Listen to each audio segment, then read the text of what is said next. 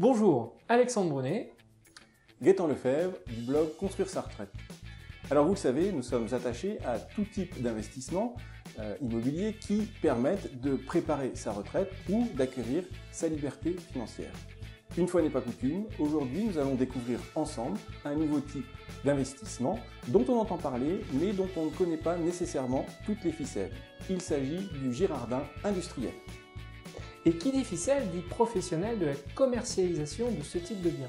Alors il est indispensable d'être bien accompagné pour envisager d'investir sur ce type de support. Allez, c'est parti!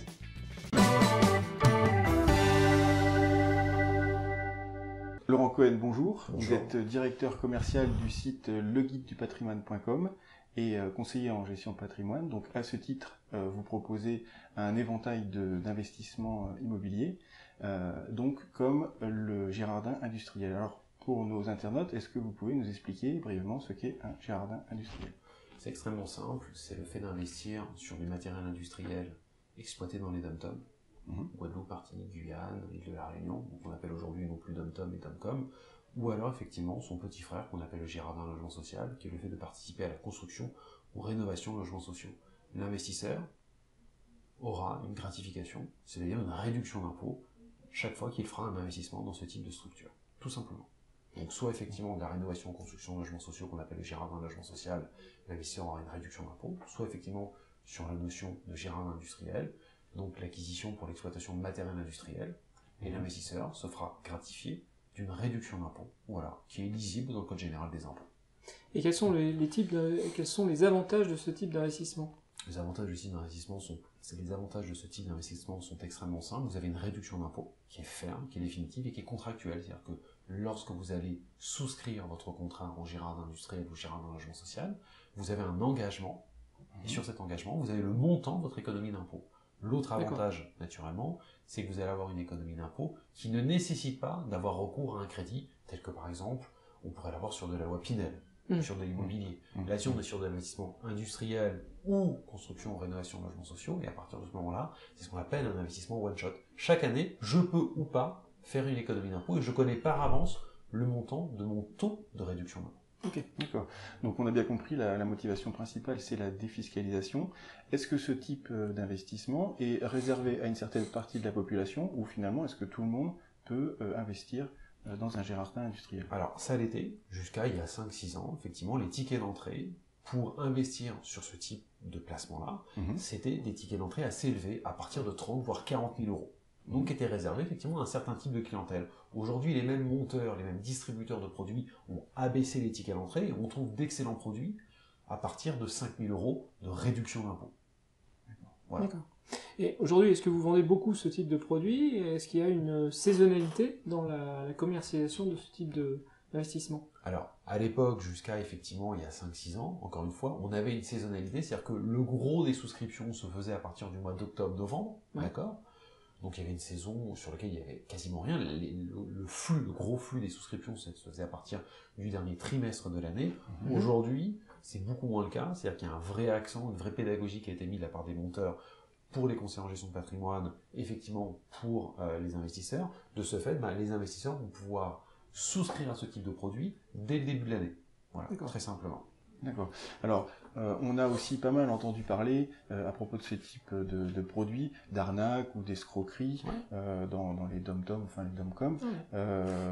Par exemple, on se souvient d'histoires d'investissements sur des panneaux solaires avec de l'argent qui est utilisé finalement pour faire autre chose. Est-ce que vous pouvez rassurer un peu nos internautes et nous dire, finalement, est-ce que c'est des pratiques courantes ou c'est vraiment des choses exceptionnelles? Alors, il faut savoir que c'était une période vraiment exceptionnelle. Ces monteurs n'étaient pas encadrés par la loi comme ils le sont aujourd'hui, donc ça c'est quand même quelque chose d'extrêmement important. Et il faut savoir aussi qu'aujourd'hui, le fait d'investir sur les panneaux solaires est devenu interdit en France. C'est-à-dire que vous ne pouvez plus investir sur les panneaux solaires dans les dom-com pour avoir une réduction d'impôt. Ça n'est plus possible. Ça a été enlevé du Code général des impôts. Donc cette notion de risque est complètement derrière. Alors supposons que le secteur se porte mieux et que les brebis galeuses soit sorti. il subsiste malgré tout une croyance populaire qui dit que dès qu'on souscrit un Girardin, eh bien on va avoir droit à un contrôle fiscal. Alors Laurent Cohen, moi j'ai envie de vous demander, légende urbaine ou réalité? Alors ça c'est comme le monstre du Loch Ness, ouais. C'est vraiment une légende urbaine, c'est-à-dire que le dispositif en Girardin industriel ou Girardin logement social est un dispositif qui a été voulu par des gouvernements de gauche et de droite, qui est validé par les parlementaires, l'Assemblée nationale et le Sénat, qui aujourd'hui est dans le Code général des impôts. Donc il n'y a aucun risque à souscrire un produit en Girardin industriel ou Girardin logement social. Si vous pensez effectivement que vous allez avoir un redressement d'impôt, ou un redressement fiscal, c'est absolument pas le cas. Pour une raison qui est très simple, c'est inscrit dans le Code général des impôts, c'est voulu par les différents gouvernements. Maintenant, vous en tant qu'investisseur, vous n'intéressez pas le Trésor public. Il va aller voir le monteur du produit, celui qui fabrique le produit, et il va essayer de déceler si effectivement dans ces produits il y a des erreurs ou pas, et c'est lui qui sera redressé, et effectivement les associés de ce type de structure. Donc vous n'intéressez pas le Trésor public là-dessus, c'est vraiment une légende urbaine.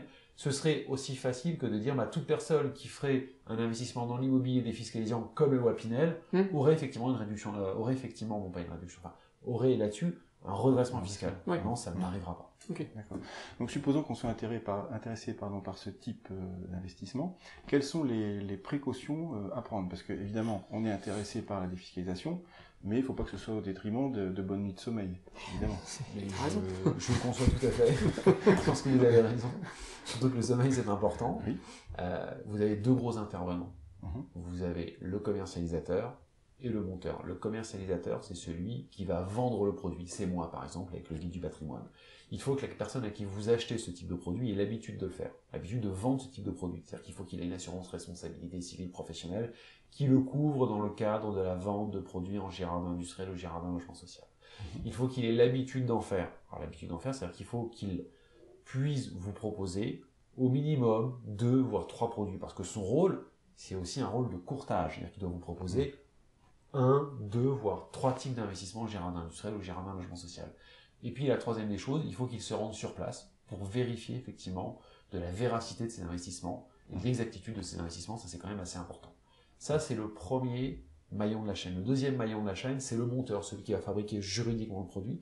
Celui qui va fabriquer juridiquement le produit, il faut qu'il ait lui aussi une assurance responsabilité civile professionnelle, mais qui le couvre en qualité de monteur.